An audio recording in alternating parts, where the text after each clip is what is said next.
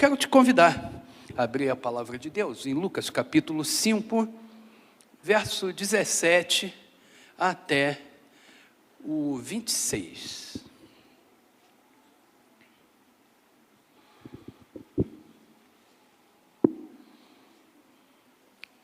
Irmãos e irmãs, o discipulado é um estilo de vida.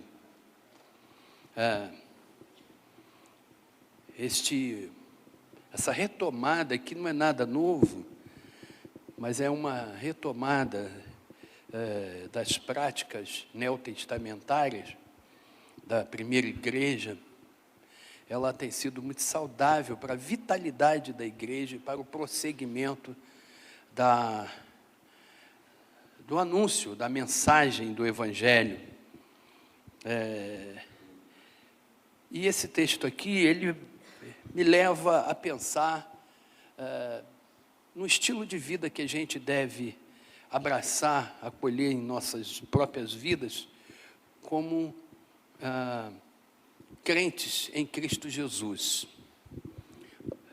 Em João, capítulo 15, o Senhor nos chama a frutificar. Diz que a árvore que dá fruto, Ele limpa, para que produza mais fruto ainda. E a que não produz, Ele corta.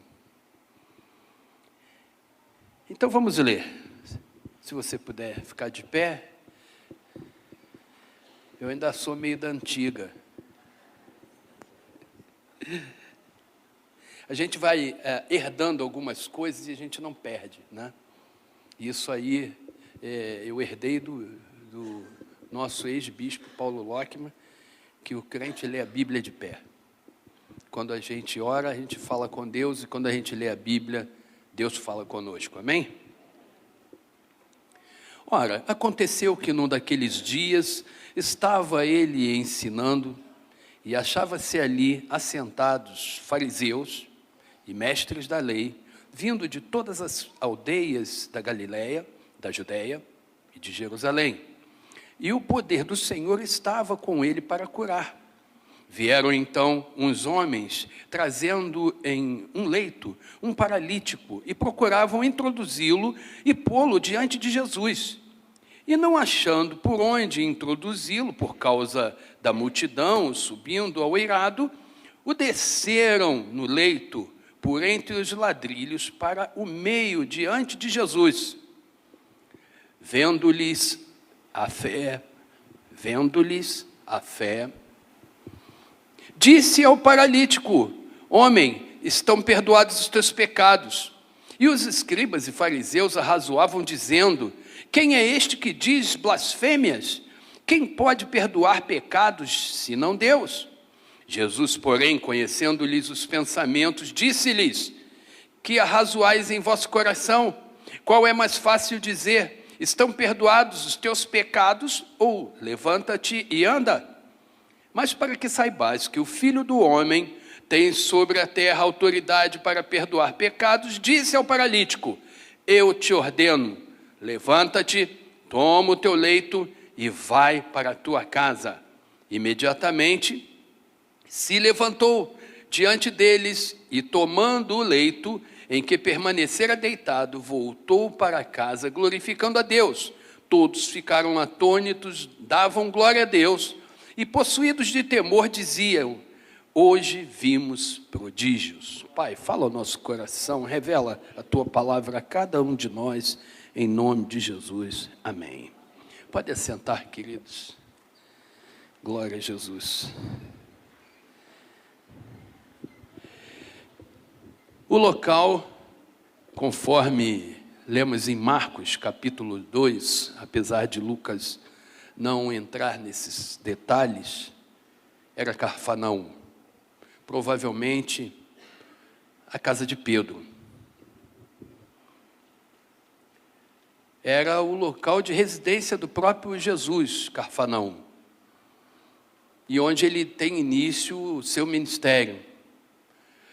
E a sua fama já corria por todas as partes, apesar de observarmos que ainda está bem no início da sua caminhada, Mas, devido aos sinais que já tinham sido manifestos através de Jesus, em diversas circunstâncias, é só a gente ler o início desse capítulo que a gente vai perceber isso, a sua fama correu, de maneiras que muitos curiosos, muitas pessoas interessadas em ouvi-lo e aprender com ele e receber dele as bênçãos que necessitavam, seja cura e pessoas possessas, tudo mais. Essas pessoas afluíam para onde Jesus estava.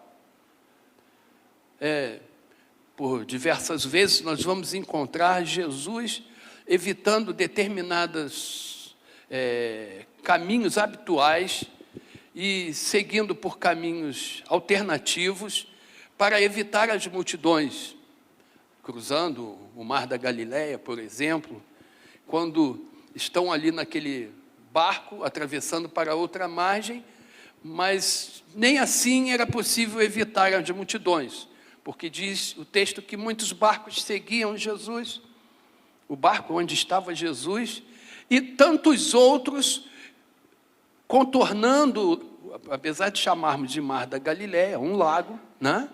Pelo seu tamanho e tudo mais, era então visto desta forma.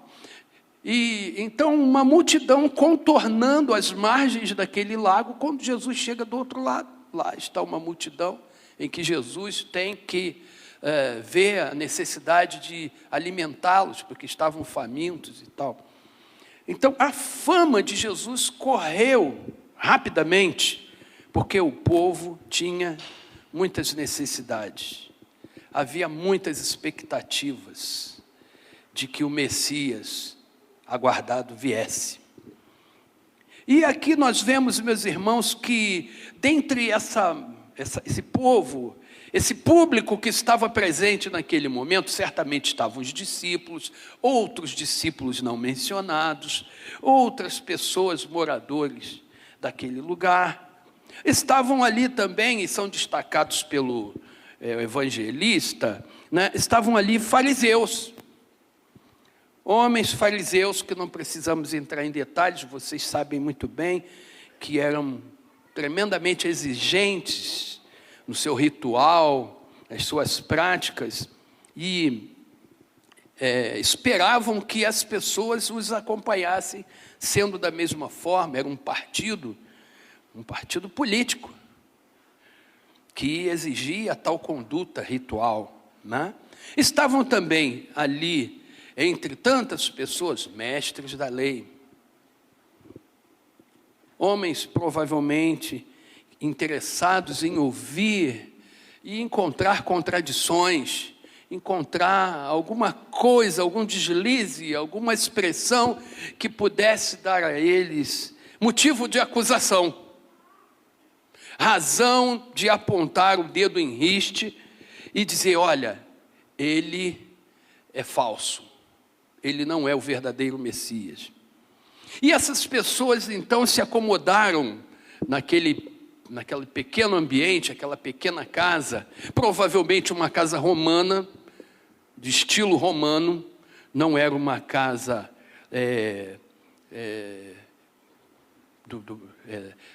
de ambiente judaico e tudo mais, mas provavelmente a edificação devia ser uma casa romana, porque as casas romanas normalmente tinham uma escada que levava para o telhado, para manutenção do telhado, ou até mesmo para que no futuro se fosse feito um terraço. Então é muito comum nas comunidades as pessoas edificarem a sua casa e só botar laje e não botar telhado. Já viu isso? Não é comum?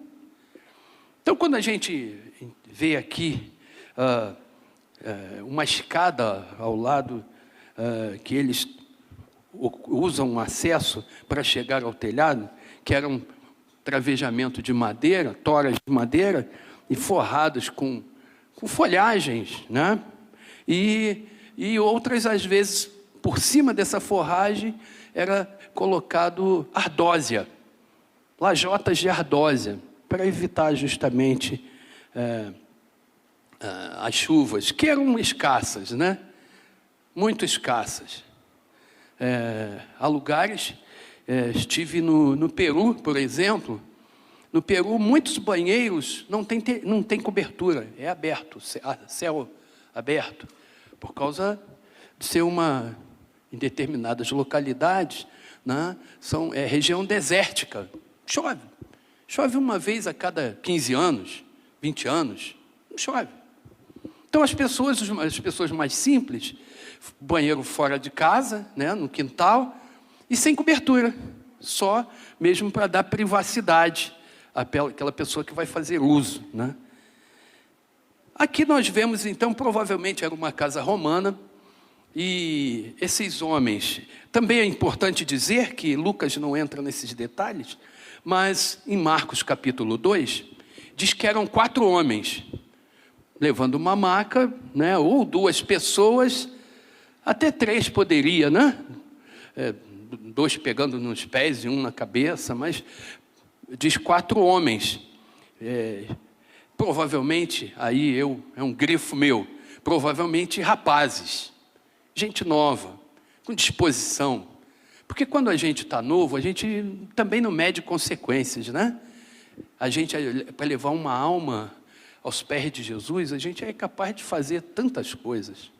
Eu já fiz tantas coisas, meus irmãos, que vocês não fazem ideia, certamente vocês. Assim que me converti, quantas vezes subi lá, diversas comunidades, Morro do Juramento, levando o evangelho lá de noite, saindo de lá tarde da noite e enfrentando bandidos com arma em punho, e a gente ali em nome de Deus, né, fazendo aquele trabalho de discipulado, de evangelização, aqui mesmo. Com muitos aqui, me vem agora aqui à mente, Samuel Portela, quantas vezes a gente entrou ali, Moinho Preto, saía lá, Mosela, saía lá no quarteirão brasileiro, e levando o evangelho, expulsando demônios, fazendo isso, fazendo aquilo, meu Deus do céu.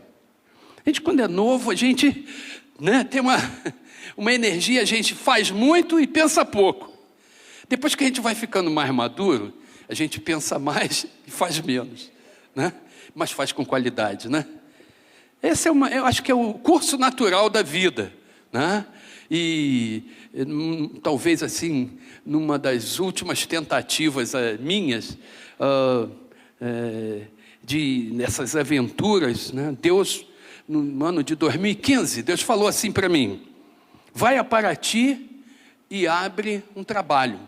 Eu estava numa reunião da Coreã e o bispo, na época, Bispo Paulo, comentou, um comentário sem propósito, assim, sabe, de momento de cafezinho, falou assim: o único município que nós não temos uma igreja metodista é Paraty. Quando ele falou isso, como uma flecha em meu coração, o Espírito Santo tocou: vai lá e abre o trabalho de Paraty. Agora em 2015. E depois que a gente já vai chegando aos 60, passa dos 60, né, vai ficando mais complicado.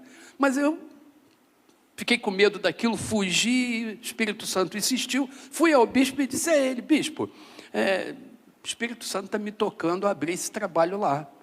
E o bispo, claro, né, falou: tem todo o meu apoio, minha oração, vai lá e abre o trabalho, não sei o quê. E lá, no ano de 2015, de 15 em 15 dias, eu e Eliane estávamos indo para Paraty para abrir um trabalho, começando do zero, sem conhecer ninguém, sem nunca ter ido àquela cidade, sem dinheiro, sem recurso para tal. Mas fomos lá pela fé, como missionários, e nos apresentamos ali como missionários. E como começar um trabalho onde tu não conhece uma família sequer, não conhece ninguém, nunca foi naquele lugar, né? E aí Deus foi nos dando direção, e a gente fez uma primeira reunião em um hotel, e cedido pelo dono do hotel, que era da Igreja Batista de Taubaté, cedeu um horário lá para a gente, e a gente conseguiu botar uma propaganda na rádio local, e naqueles carros de som que circulam também, fazendo propaganda. Convidamos para uma reunião de metodistas, não dissemos nem que era culto, nada disso, e fomos naquela expectativa de que aparecesse alguém, né? Mas Deus tem seus caminhos, né? Por isso sempre vale a pena. Deus tem seus caminhos. E chegado aquele dia, aquele horário, a gente lá, eu na porta do hotel, a Eliane preparando uma recepção lá para alguém que aparecesse, né? E deu o horário e não apareceu ninguém. Irmãos, saí do Rio de Janeiro, 5 horas de estrada, para ir fazer uma reunião e não aparecer ninguém, é cruel, né? E eu falando, Senhor, tu me mandou aqui, como é que pode? Tem que acontecer alguma coisa. De repente eu olho assim ao longo da rua, eu vi uma carreata de fusquinhas. Vinham 6 fusquinhas, um atrás do outro, assim, andando devagarinho. E vieram, passaram um quarteirão, passaram outro. E quando chegaram em frente ao hotel, eu vi que estava todo mundo gritando dentro do fusquinha. Percebi que era música. E pararam em frente ao hotel e saíram naquela alegria. Irmãos, as ondas daquela emissora, daquela rádio, foram longe. E uma cidade lá em São Paulo, na Serra, Paraty é praia, né? Na Serra, os irmãos da Igreja Metodista como é que é o nome daquele lugar? Como? Cunha, cidade de Cunha, né? Ouviram aquele anúncio e falaram, vamos lá ajudar os missionários que estão lá em Paraty e que vão fazer essa reunião. E desceu aquele povo metodista todo com violão, pandeiro, acordeon, porque roça, né? Igreja de roça. E eu sei que foi linda aquela primeira reunião. Apareceram ali 5 pessoas de Paraty, entre essas 5, uma família. Uma família. De ex-metodistas que tinham mudado para Paraty. Todos que estavam ali tinham sido ex-metodistas. Mas que chegando em Paraty, não tendo igreja metodista, uns deixaram de ser crentes e outros foram ser batistas, enfim, né? E essa família estavam frequentando a igreja batista, e quando ouviram o anúncio daquela reunião, foram lá, e aquele culto foi maravilhoso. No final, nós falamos, irmãos, esse trabalho pode acabar aqui, essa missão pode acabar aqui, mas pode continuar se alguém dentre vocês abrir as portas para a gente continuar. E aí essa família se apresentou, e assim a gente começou o trabalho da igreja de Paraty. Irmãos, era um sacrifício. Não é brincadeira, não. A gente, de 15 em 15 dias, ia lá, dormia no chão da sala daquela família, uma casa pequenininha. Era um final de semana, então, aquele final de semana a gente ia pelas ruas, eu e Eliane, mais ninguém, porque aquele casal trabalhava em supermercado, não sei o quê, não tinha tempo. Até domingo, em lugar pequeno, até domingo, o mercado fica aberto até 8 horas da noite, né? Então, não tem como. E eu e Eliane sozinhos, nós íamos de casa em casa, convidando as pessoas, cercando nas ruas, e falando, convidando, e não sei o quê. Assim a gente começou aquele trabalho. Hoje, em 1 ano depois, no final de 2015, o bispo estava nomeando um pastor definitivo para lá com sua família. Hoje está uma igreja lá pujante, uma igreja linda, num espaço lindo, grande, no centro da cidade. Eu comecei do lado de uma granja lá, onde a gente dormia lá, e acordava com as galinhas. Tinha 600 galinhas na granja, tu imagina, né? Era um cacarejar só naquele lugar. Não tinha como continuar dormindo, né? Era bom que a gente ganhava ovo, a beça lá do dono da granja, né? E o ovo da roça não é bom, né? Mas eu sei que aquele trabalho começou assim. Quando a gente é mais novo, a gente, né? A gente investe, mete a cabeça, vai, faz. Esses rapazes aqui, esses homens, eu acredito que eram rapazes, eles não mediram esforços para levar este paralítico. Eu digo mais, era um grupo de discipulado. Era um grupo que se reunia. Eles tinham intimidade entre eles. Havia confiança. Qual paralítico? Se eu sou esse paralítico, e alguém diz para mim, olha, entra aí, vamos te amarrar aqui nesse leito, vamos subir lá no telhado e te descer por uma corda. Já estou todo cacarecado. Eu ia aceitar isso? Você ia aceitar isso? Dificilmente. Mas primeiro havia fé, havia confiança naqueles companheiros, naqueles amigos, verdadeiros amigos. Essa semana foi comemorado o Dia do Amigo. Amigo não é aquele que está na festa, pode até ser, Mas amigo verdadeiro é aquele que está no luto, que está na dor, que está contigo quando todo mundo já te abandonou, te largou de lado, não é verdade? Esses eram verdadeiros amigos. Isso era um grupo de discipulado, porque discipulado é mais do que se reunir para transmitir conhecimento bíblico e tudo mais. Discipulado é relacionamento, é pastoreio mútuo, é comunhão íntima uns com os outros. E eles não podiam deixar passar, eles tinham ouvido o relato de que Jesus estava naquela cidade, estava presente, era a oportunidade de levar aquele amigo até a presença de Jesus. Mas acontece que ao chegar naquela casa, havia muita gente. Tentaram entrar pela porta com aquele homem, não conseguiram. Tentaram entrar, quem sabe, pela janela, não conseguiram. As pessoas se acotovelavam, se apertavam dentro daquele ambiente e se espichavam para ver Jesus lá no meio falando e não tiveram como. Então, eles vão para o plano B e resolvem descer aquele paralítico pelo telhado. Esse texto me chama muito a atenção, meus irmãos, porque em Mateus, no capítulo 23, a palavra do Senhor diz que ai daqueles que não entram e não deixam que os outros entrem, que criam impedimentos, que criam barreiras. E a gente, nessas nossas andanças, fiquei 2 anos como missionário, então a gente foi a muitas igrejas, pregando, muitas igrejas mesmo. E nesses 2 anos eu vi quantas vezes as pessoas são impedidas. Eu mesmo me senti muito mal em algumas igrejas que eu fui. Convidado pelo pastor, cheguei ali, ninguém me conhecia, mas também pouco importava. Entrei e saí, ninguém me identificou, ninguém veio me apertar a mão, ninguém veio dar um sorriso para mim, dizer seja bem-vindo, vendo que eu era uma visita. Irmãos, às vezes nós impedimos que as pessoas cheguem à presença de Deus. Você já ouviu o ditado de que a primeira impressão é que fica? Eu pastoreei também uma igreja que essa primeira impressão era marcante. O ministério de acolhida dessa igreja tinha uma prática. A coordenadora chamava de mimo. Ela preparava alguns mimos para as pessoas que visitavam a igreja.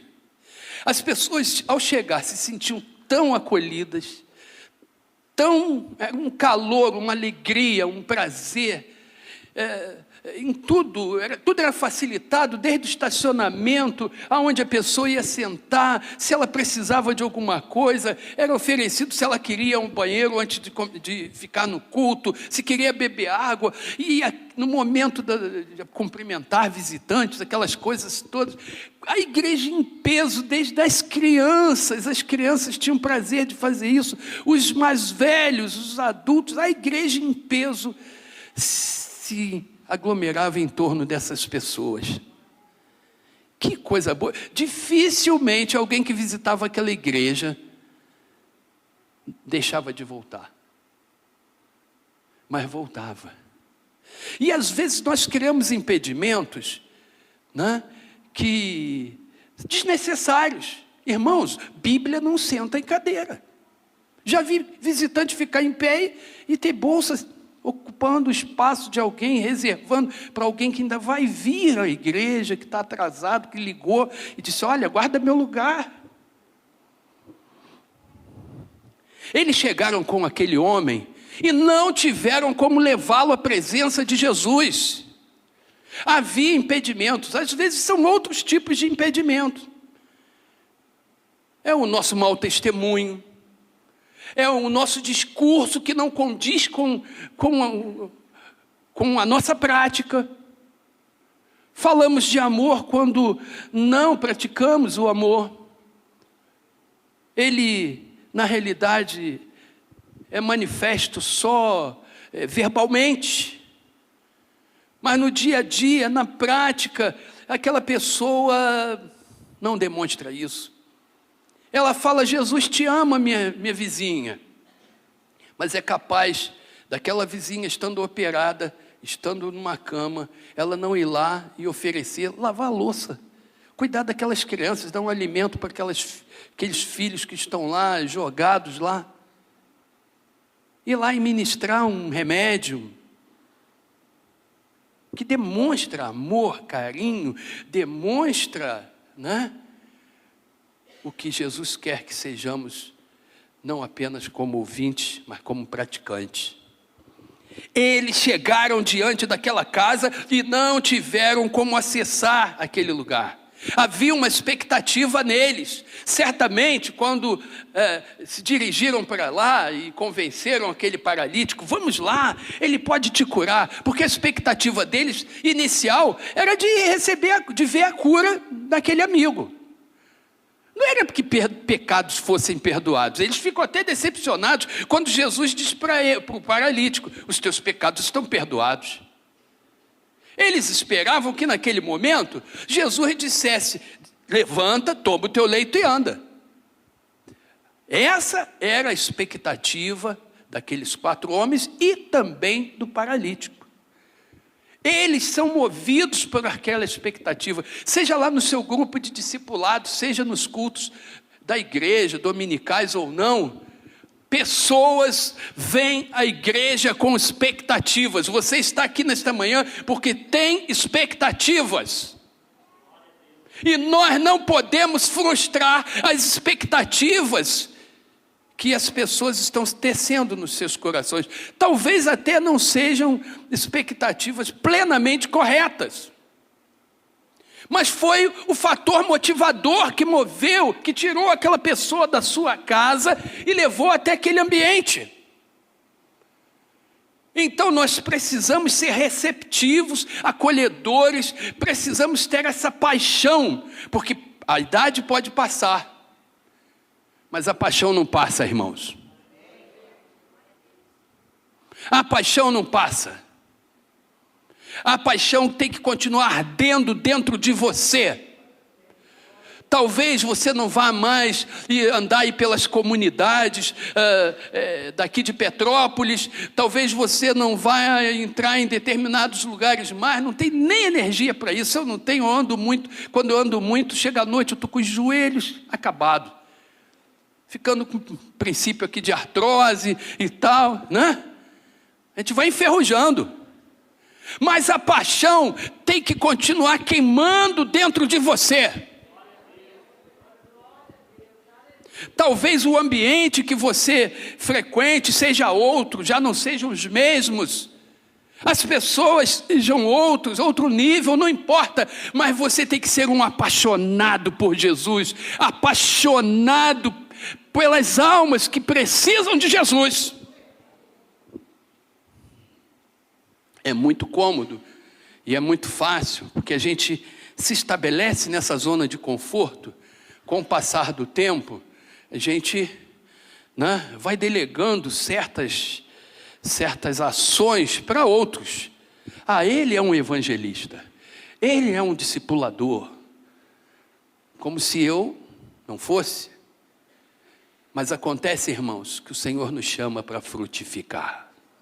Apesar dos obstáculos que existirão, apesar das dificuldades que nós vamos encontrar, nós não podemos discriminar, fazer acepção de pessoas e fazer escolhas. Eu lido com essa classe de pessoas, mas essa aqui não. Irmãos, todas as pessoas que Deus coloca no nosso caminho, elas são dignas de salvação. E nós somos portadores da verdade de Deus para elas. Como homens e mulheres que um dia fomos alcançados por essa graça, discipulados por alguém. Você foi discipulado por alguém. Seja um pastor, a sua mãe, seu pai, um vizinho. Alguém foi um professor de escola dominical, alguém te discipulou. E nós precisamos dar esta continuidade. Havia uma expectativa naqueles homens de ir até aquele local. Mas os impedimentos, irmãos, surgiram, e eles surgirão na nossa caminhada, para nos desviar, nos desestimular, nos tirar daquele propósito de Deus. Mas precisamos ser determinados. Determinados. Amém, irmãos? Amém. Não tenho mais idade para participar de um grupo de discipulado. Como não? Eu não encontro na Bíblia solidão. Um Deus solitário, melhor dizendo, que age sozinho. Já lá nas primeiras páginas da Bíblia, nos primeiros capítulos de Gênesis, Deus, ao criar todas as coisas, inclusive o ser humano, ele diz, façamos. Ele não diz eu faço. Mas ali estava a Trindade presente, a comunidade divina, o grupo de discipulado divino. Façamos o homem à nossa imagem e semelhança. Posteriormente, já nos textos neotestamentários, Jesus vai dizer, eu e o Pai somos um. Então você precisa fazer parte desta grande obra que Deus instituiu para a sua igreja.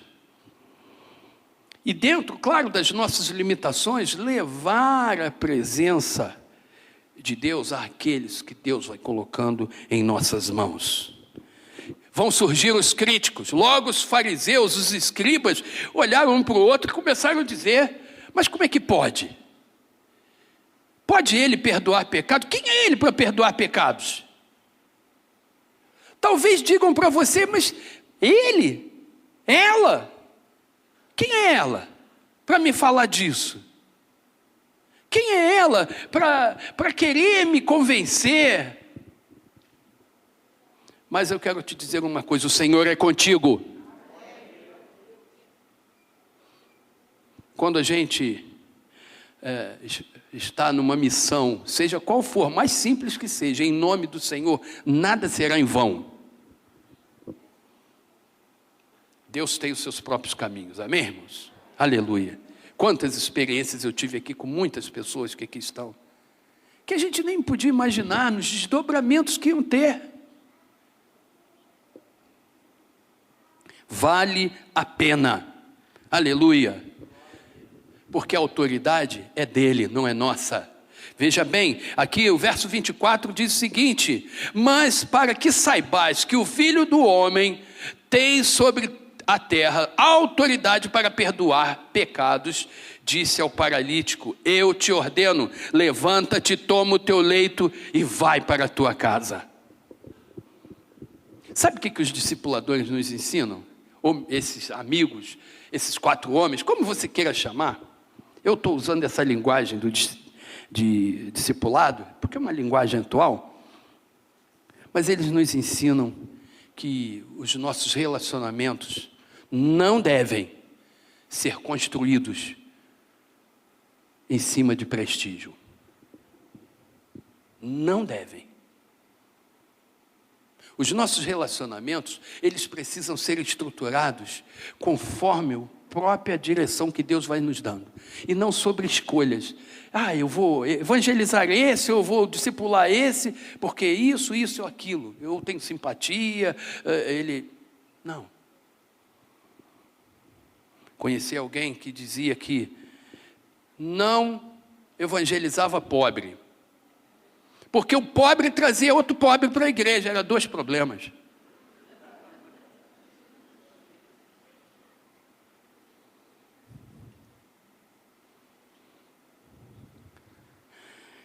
Mas, irmãos, aqueles que Deus coloca em nossas mãos, todos são preciosos, amém? Irmãos, eu já tive em cada enrascada em nome de Deus. Pastoreava a igreja de Pilares lá, parecia um viciado em cocaína, rapaz bonito, inteligente, universitário, querendo se livrar, tinha sido expulso de casa pelos pais, estava pela rua, e ele queria se livrar das drogas, e eu acreditei no discurso daquele rapaz. E passei o dia todo com aquele rapaz, tentando encontrar uma casa de recuperação para colocá-lo, e não conseguia.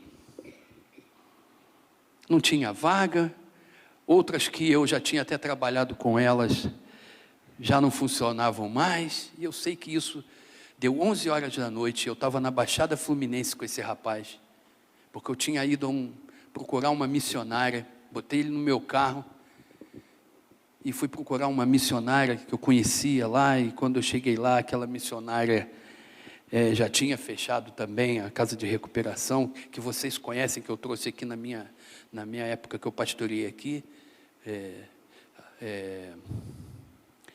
do pastor Sérgio Seimanavícios, Luz nas Trevas. Lembra que a Kombi iniciou aqui? Acabou, irmãos, que pena. Tantas vidas foram alcançadas, foram livres, porque eles tinham uma especialidade, aquela casa de recuperação. Era recuperar ex-detentos, que eram viciados, que foram levados às drogas, ao crime e tudo mais, e depois não podiam voltar mais para a favela onde moravam antes, porque senão seriam mortos.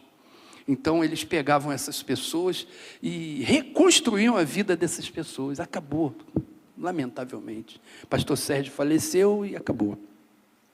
E eu sei que era mais de 11 horas da noite, eu estava num lugar chamado Cabuís, lá dentro da Baixada Fluminense, Nilópolis, pastor Heraldo conhece, foi professor por lá. Um lugar perigosíssimo. E eu não tinha mais o endereço daquela missionária, e parei o carro junto ao meio-fio, tinha uma moça tomando cerveja, sentada no meio-fio, e eu perguntei por aquela casa de recuperação, falei o nome da pessoa, muito conhecida naquela área. Aí ela disse, não é mais aqui não, mas eu sei onde é. Eu já estava com um viciado dentro do carro. E ela era uma ex-detenta. E ela falou, se quiser eu lhe levo lá, e veio com cerveja, com tudo, e entrou dentro do carro. Eu falei, meu Deus, a dona com um linguajar horrível. E lá fui eu sei que mais de meia-noite eu estava por lá tentando encontrar e não conseguia abrigar aquele rapaz. Eu falei, o único jeito é achar um hotelzinho e pagar a diária desse rapaz para ele ficar, para não dormir na rua. Amanhã eu vou resolver.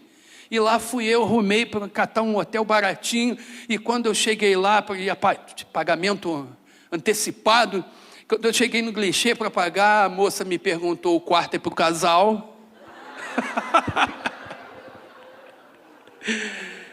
Oh, Jesus amado, o que a gente não faz pelo amor a Deus, né? Falei, Jesus. E eu sei que o rapaz ficou lá. E assim, irmãos, Deus nos coloca em situações que a gente pode ser bênção. Que a gente pode ser bênção, apesar das nossas condições. Esses rapazes não mediram esforços. Não construa seus relacionamentos em solo falso, arenoso. Sabe, aquele relacionamento do tapinha nas costas, que busca certos interesses, mas construa relacionamentos sólidos. Esse grupo aqui, havia um grau de intimidade, de entrelaçamento entre eles, que dava até confiança para um paralítico ser içado num telhado e descido até a presença de Jesus.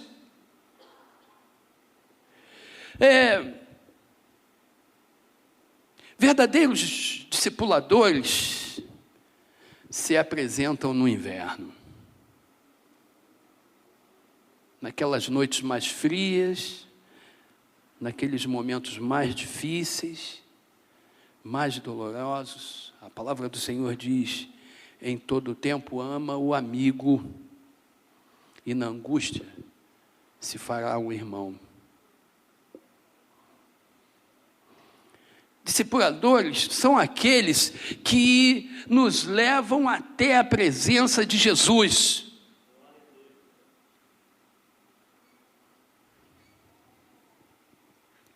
Seja um discipulador. Leve pessoas à presença de Jesus.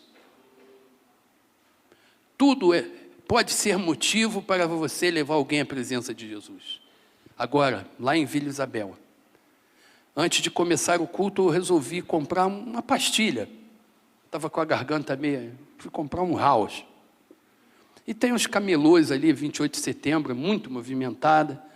Boulevard 28 de setembro, número 400, endereço da minha igreja. Quem quiser fazer uma visita. E aí fui lá no camelô comprar essa pastilha. E aí passou um rapaz. Eu não fui com esse propósito, mas passou um rapaz, eu olhei assim para o rapaz, na mesma hora, aquilo queimou no meu coração, convida ele para entrar. E eu abordei o rapaz e falei, você não quer participar conosco, assistir o culto nessa noite? Ele falou, não posso, eu estou vindo do trabalho, guarda civil, eu estou vindo do trabalho e tal, trabalhei de plantão, estou indo para casa, e não estou apropriado, né? E eu falei, não tem problema, Jesus disse, vinde como estás. E aí entrei com aquele rapaz, e acomodei ele, e fui lá para ver, aí que ele viu que era o pastor da igreja, né? E fui para o altar, e aquele rapaz aceitou a Cristo. Às vezes a gente despreza pequenas oportunidades. Um caixa de mercado, uma fila de banco, você dentro de uma condução, num comércio, onde for, na sua vizinhança, por cima do muro, no portão, sempre há uma oportunidade de Deus para você anunciar o Evangelho e levar aquela a pessoa à presença de Jesus e discipular, consolidar aquela pessoa para ela se firmar nos caminhos de Deus. Nunca deve haver impedimentos. E não seja um impedimento para os outros. Seja solidário, simpática, festivo, acolhedor, amável. Todos precisam disso. Amém? Aleluia. Aqueles fariseus, aqueles mestres da lei, aquelas pessoas que estavam ali, conheciam a palavra, mas estavam impedindo que outros tivessem acesso. A gente precisa, com certeza, aproveitar as oportunidades. Discipulado, meu irmão, é um estilo de vida. E isso é contínuo, é diário, é em todo o tempo. Amém? Que nessa manhã possamos sair daqui com um propósito no nosso coração. Estar atentos às oportunidades que Deus nos dá. Deus nos dá oportunidade o tempo todo. O tempo todo. A gente aqui interessado nos nossos afazeres, nas nossas urgências, a gente, né? Faz vista grossa, deixa para lá. Mas a verdade é que quando a gente está ligado com Deus, Deus vai mostrando para a gente. Quantas pessoas eu já abordei, meus irmãos, assim, conversando, sem conhecer a pessoa. Eu tenho muita prática disso, acho que é dom, né? Conversando sem conhecer a pessoa, daqui a pouco aquela pessoa desaba, abre o coração, começa a falar da vida dela sem me conhecer. Porque as pessoas estão afrontadas, necessitadas, carentes do amor de Deus. E nós temos as palavras de vida. Amém, irmãos? Aleluia. Se você ainda não participa de um grupo discipulado, eu te convido. Junte os seus amigos, junte as pessoas que você tem mais intimidade e dê esse primeiro passo. Alcance outras pessoas. Você vai se sentir recompensado. Com certeza, você vai sentir gratidão no seu coração, dizendo, eu sou útil. Deus me usa. Deus é real. Deus é tremendo. Amém? Aleluia. Que Deus nos abençoe. Deus nos guarde. E que essa igreja possa prosseguir firme. É tão bom a gente rever alguns irmãos. E essa é uma pergunta que eu sempre faço. Você está firme? Está feliz com Jesus? Está caminhando realmente com Jesus ou só vê a igreja? Essa é uma pergunta que eu estou sempre fazendo para as minhas ex-ovelhas. Porque é uma satisfação, irmãos. Eu batizei uma uma pessoa lá em Paulo de Tarso, minha primeira igreja em 1997. Não, 97 eu vim para cá. Em 88, 1988. Fui pastor e agora Vila Isabel, está aquela pessoa na liderança da igreja. Quantos anos passaram, ela perseverou, trabalhando, feliz, motivada, alegre, servindo ao Senhor. Estava vendo o culto da minha igreja pela internet, agora antes de vir para cá, estava ela lá ministrando louvor. Coisa linda. Sirva ao Senhor com alegria, em todo o tempo. Amém? Discipulado é um estilo de vida. Amém. Que Deus nos abençoe, Deus nos guarde. Amém.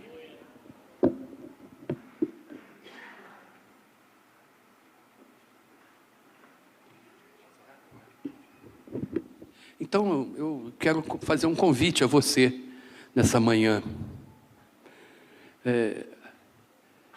Um convite a deixar a zona de conforto, que é natural, é humano e é prazeroso, é bom, eu também gosto. Mas quero te convidar a se dispor nesta manhã a ser um instrumento de Deus, mais do que você já é. Estou dizendo que não seja, mas mais do que você já é. A dar um passo a mais, a se envolver, a abrir teu coração para ser usado pelo Espírito Santo de Deus. Vamos ficar de pé. Não sei se a gente pode cantar um louvor. E eu queria, se você quiser vir ao altar, quem sabe até a tua família ainda não está alcançada. Quantos estão nas igrejas, mas a sua família está longe? Seus amigos, seus vizinhos, sua parentela, seus colegas de trabalho, as pessoas que você convive diariamente. Deus quer fazer de você um instrumento nas suas mãos. E eu quero fazer esse convite a você. Se você quer experimentar esse novo tempo, se você quer ter essa experiência, eu quero te convidar que enquanto cantamos, você possa vir ao altar. Eu queria orar por você. Não está assumindo nenhum compromisso comigo, nada disso, é com o próprio Deus. Ser usado pelo Senhor. Se você quiser vir, pode vir, em nome de Jesus. Formoso és, tua face eu quero ver, pois quando estás neste lugar, tua graça invade-me, acende a chama, ó Pai, que uma vez brilhou. Qual foi a última vez que você percebeu? Qual foi a última vez que você percebeu que Deus estava te usando? Será que isso era só lá no passado, quando você se converteu? Ou Deus ainda pode te usar?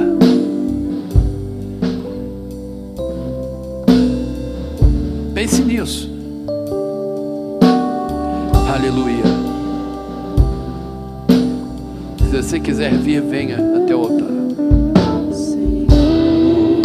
Formoso é tua face, eu quero ver. Oh, aleluia, Senhor. Pois quando está neste lugar, tua graça invade.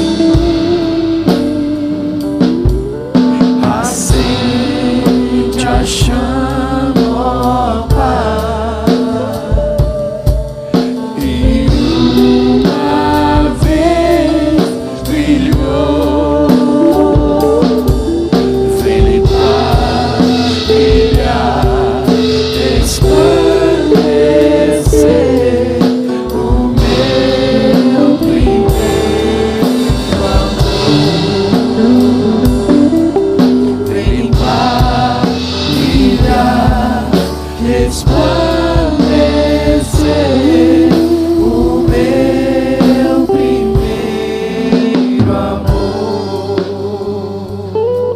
Senhor Jesus, aqui estão diante desse altar teus filhos e filhas, Senhor, que são ouvidos, Senhor, pela tua palavra. A Deus, se colocar diante de ti como instrumentos para serem usados, Senhor, na tua obra. Aqui estão homens e mulheres, Senhor, que se movem da sua zona de conforto nesta manhã para te dizer, ó Deus, que querem experimentar, ou quem sabe novamente experimentar o que já experimentaram em tempos passados, Senhor, que é de levar pessoas à tua presença, que é de discipular essas pessoas, consolidando-as, Senhor, na fé, Senhor amado. Deus, usa-nos. Usa, Senhor, teus filhos e filhas, Senhor, que se sintam movidos, interessados a participarem de um grupo de discipulado, a formarem um grupo de discipulado, Senhor, reunirem seus amigos, seus colegas de trabalho, Senhor, através da sua profissão e do ambiente em que vivem, Senhor. Deus querido, em nome de Jesus, Senhor, que tu possa abrir os olhos para que eles vejam, Senhor. Senhor, que eles, ao olharem para as pessoas, eles não vejam o exterior, mas consigam enxergar a alma carente dessa pessoa, carente de Deus, carente da tua graça, do teu amor, meu Pai. Em nome de Jesus, Senhor, coloca palavras de vida nos lábios dos teus filhos e filhas, Senhor, e remove todos os impedimentos e embaraços, Senhor, todos os obstáculos, Senhor, para que eles vejam a tua glória sendo manifesta na vida daquele, Senhor, que está caído, Senhor, que está prostrado, que está perdido, Pai. Em nome de Jesus, Senhor. Em nome de Jesus, Senhor, nós queremos, Senhor, te pedir, Senhor, que tu nos encha do teu Espírito Santo, Senhor, e glorifica o teu nome através da nossa vida, Pai. Toma nas tuas mãos as nossas vidas, nossos problemas pessoais, Senhor, que às vezes acabam sendo um próprio embaraço, Senhor, para que façamos a tua obra. Em nome de Jesus, Senhor. Em nome de Jesus, Senhor, que o teu Espírito Santo nos encha, Senhor, e que tu possa, Senhor, administrar aquilo que nós não podemos, Senhor, para que, ó Deus, vidas se rendam a ti, Pai.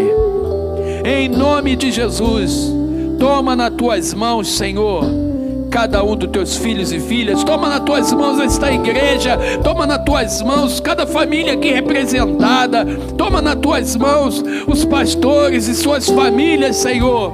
Glorifica o teu nome através dos teus filhos, Senhor, porque Petrópolis, Senhor, precisa de Jesus. Em nome de Jesus, Senhor, abençoa-nos, Senhor. Em nome de Jesus nós oramos. Amém, Jesus. Amém. Aleluia. Você pode dar uma salva de palmas para o Senhor. Aleluia. A Ele toda a honra, toda a glória, todo o louvor. Aleluia. Glória a Deus. Aleluia.